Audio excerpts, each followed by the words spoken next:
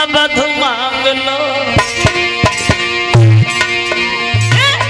अवध मांग लो, राम प्यारे मांगो, अवध मांग लो।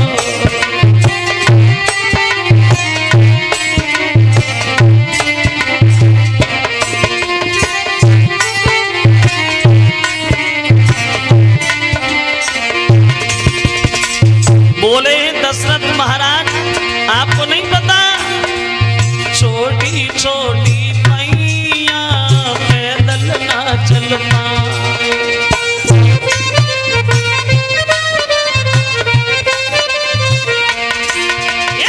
छोटी नरम कलैया धनवा ना धर पाए।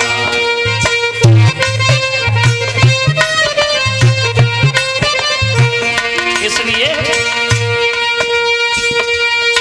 मेरी नैया के दोनों, मेरी नैया के दोनों किनारे न मांगो, अवध मांग लो, ये अवध मांग लो, राम प्यारे न मांगो, अवध मांग लो।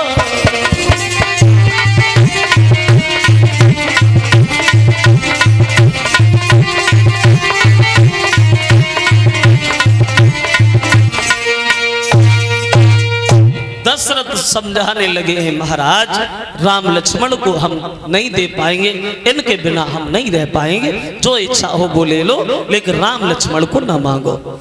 तो विश्वामित्र उन्हें समझाते हैं, सुनिए दशरथ जी, जिन्हें तुम अपना बच्चा समझ के मोह जाल में पड़े हो, सच तो ये है ये आपके बालक नहीं है, ये भगवान है, अवतारी है, इनका अवतार हुआ है पृथ्वी का भार हटाने को, इसलिए आए प्रभु श्री राम। मेरी बात एक मानो दशरथ, मेरा इतना के ना मानो और श्री राम लखन को जाने दो, नटवर को नाटक और रचने दो, भूतल का भार हटाने।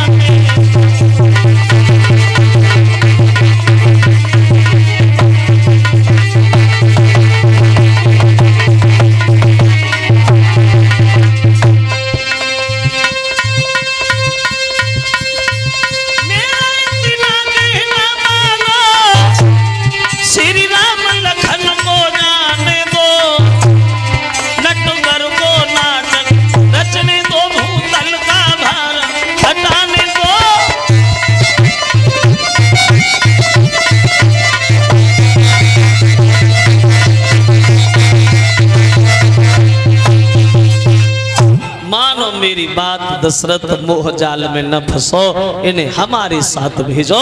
बोले अगर नहीं मानती हो तो ले जाओ महाराज, लेकिन हमारे बच्चों का ध्यान जरूर रखना। तो विश्वामित्र बोले दशरथ हम का क्या ध्यान रखेंगे, ये तो दुनिया का ध्यान रखने वाले हैं।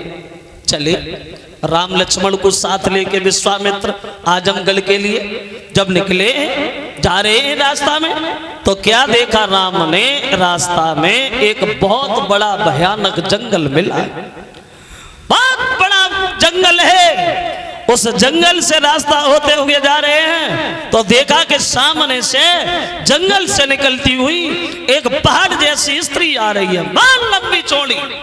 जो राम की निगाह उस पे पड़ी तो राम खड़े हो गए और पूछने लगे गुरुदेव ये पहाड़ जैसी स्त्री ये क्या है? बोले राम मुसीबत है। मुसीबत मतलब ये है जंभासुर की पत्नी ताड़िका, जो ये ऋषि अगस्त महात्मा के श्राप से राक्षसी बन गई है, जो महात्माओं के पीछे पड़ी है, इसलिए आप इसका वध करो, इसे मार दो। तो राम मना करते हैं, गुरुदेव माफ करना, ये राक्षसी जरूर है ताड़िका, लेकिन अबला है, औरत। और औरत पे हाथ उठाना ये बहादुरों को शोभा नहीं देता श्रीमन, ये काम हम नहीं कर पाएंगे। तो विश्वामित्र कहते हैं राम सुनो, अबला वाली बात है तो बात ये है ना, बोले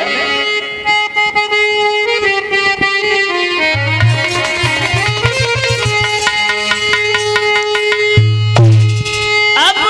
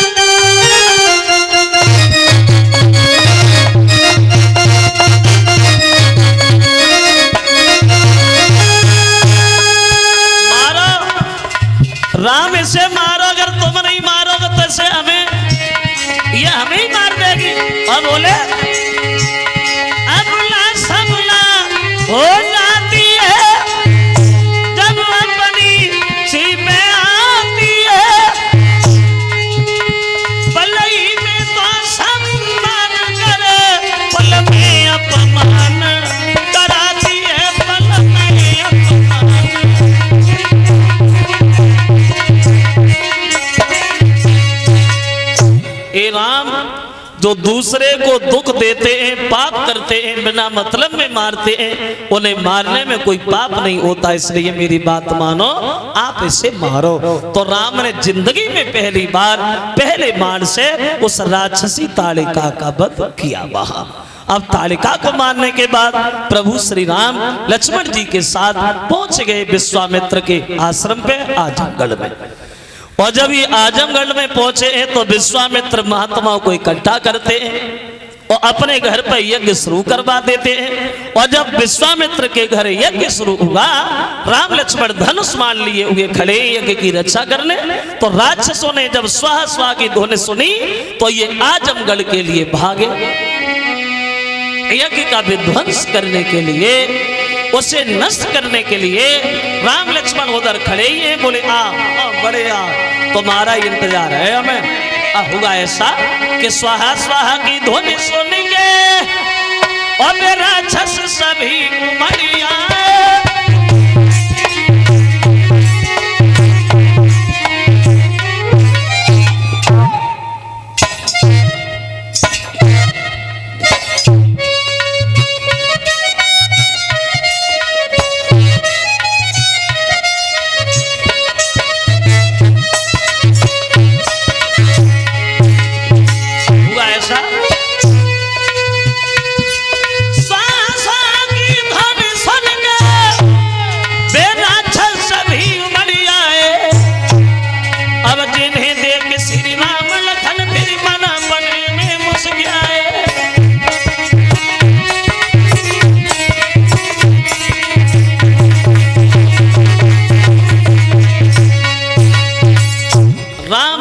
यज्ञ की रक्षा करने हेतु खड़े, तो राक्षस जब वहां आए हैं तो वो दशा बनी गई है भक्तजनों, जैसे पतझड़ के मौसम में वृक्षों से पत्ता झड़ते हैं, ऐसे ही प्रभु श्री राम के बाणों पे राक्षस गिरते हैं।